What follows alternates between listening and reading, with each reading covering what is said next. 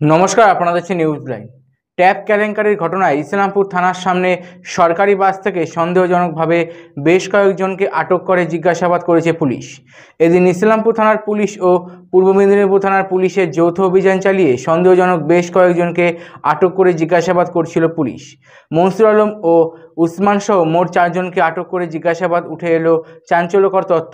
মনসুর আলম ও উসমান আলীকে মাস্টারমাইন্ড হিসাবে দেখা যাচ্ছে বলে পুলিশ সূত্রে জানা যায়।